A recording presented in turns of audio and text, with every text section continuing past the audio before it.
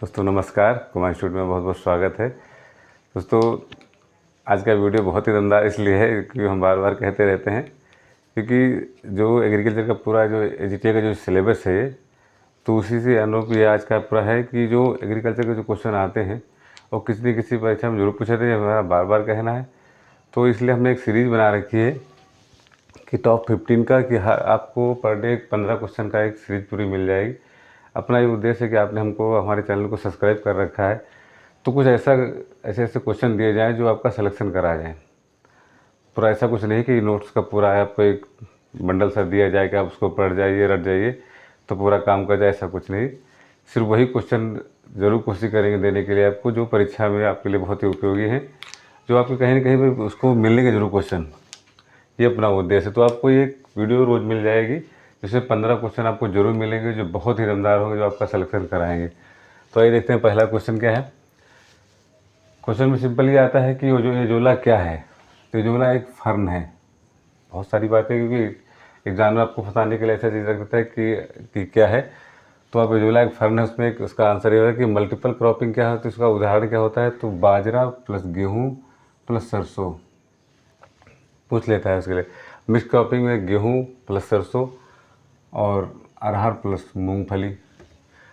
Bio fertiliser आते हैं, bio उसमें आ जाता है कि बायो फर्टिलाइज़र कौन है, या कभी कभी आ जाता है कि ये बीजे दे दिया, एजोटोबैक्टर दे दिया। तो इसमें क्या है, तो बायो फर्टिलाइज़र है। तो 4 है कि बीजे, ब्लू ग्रीन एरिली, एजोटोबैक्टर, राइजोबियम और एजोस्पेरिलम। चने की जो ऊठा अवरोधी किस्में हैं, ज़्यादातर देखा गया अरहर में या चने में ऊठा की बहुत बड़ी परेशानी रहती है। वो किसान भाइयों को बहुत ज़्यादा झेलना पड़ता है। ऐसी फसल भी उसे लगा रखी है। तो जो चने की है तो उसमें नीचे से जब खास तौर पे जब उसमें फली लगने लगती है तब ज़्यादातर ऊठा बहुत लगता है उस कंडीशन पर। तो उसके लिए एक अवरोधी किस्में आई हैं। तो उसके पहली किस्म है तो अवरोधी नाम की किस्म है, और JG 315, G 543, ICCC 32, BG 244। और सबसे बड़ा एक, अगर आप इन वैरायटियों को इस्तेमाल या नहीं मिलती है किसी कारण से, तो इसका एक चना के साथ अलसी बोने के लिए एक प्रयोग होता है कि अगर आप चने के साथ अलसी बोते हैं, ये चने खेत है तो किनारे के इसके अगर आप अलसी बो देते हैं या बीच में छिटको ऐसे बो देते हैं तो इसे उठा रोग नहीं लगता चने की फसल में।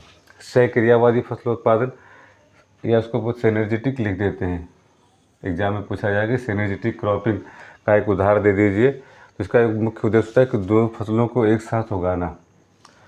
दो फसलों के साथ उगाने से शरतकालीन गन्ना के साथ में आलू, बहुत बढ़िया एक उदाहरण, इसका ये एग्जाम्पल रहता है ये। और सहयोगी फसलों को तो जैसे गन्ने में गेहूँ प्लस सरसों को उगाना। तो ऐसी फसलें, इसका उद्देश्य होता है सहयोगी फसलें, जो सहयोग वो होता है जिससे कि एक दूसरे का कोई नुकसान न पहुंचाए, सहयोग करते रहें, दूसरे को प्रभावित न करे, उसकी उपज को, उसकी बढ़वार को नुकसान न पहुंचाए। तो गन्ने प्लस सरसों।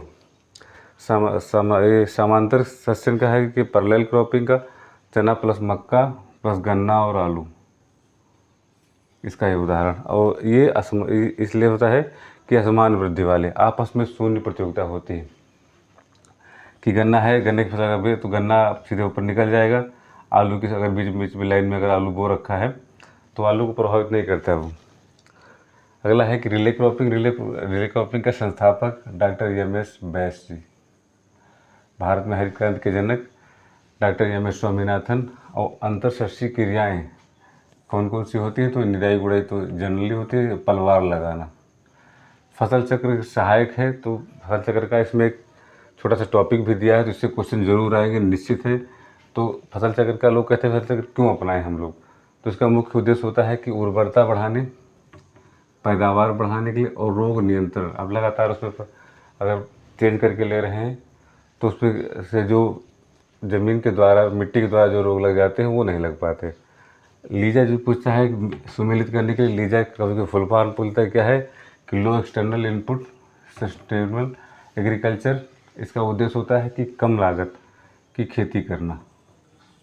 सीधे से अगर उसमें क्वेश्चन आएगा कि लीजा क्या है, तो लीजा या किससे संबंधित है, तो इसका एक उद्देश्य क्या है, तो कम लागत की खेती करना। और इसको एग्रो फार्मिंग भी कहते हैं, इसका एक और नाम है एग्रो फार्मिंग। और LER कि लैंड इक्विवेलेंट रेशियो, समतुल्य अनुपात। तो ये पूछेगा कि समतुल्य अनुपात LER किस सीजन की फसलों में कम होता है, किस में ज़्यादा। तो खरीफ वाली फसलों में अधिक होता है क्योंकि उस टाइम बरसात होती है, और रबी का उसमें कम रहता है, इससे 1.25 से 1.3 होता है, इसका 1.5 होता है। स्थानांतरित खेती, शिफ्टिंग कल्टीवेशन को क्या कहते हैं, इसको दूसरा नाम भी झूमिंग कल्टीवेशन है या बुश फैलो कृषि भी कहते हैं। दोस्तों ये 15 क्वेश्चन ज़रूर आपका सिलेक्शन कराएंगे, ये मेरा उद्देश्य है। ये लगातार आपको सीरीज ऐसी मिलती रहेगी 15 क्वेश्चन की।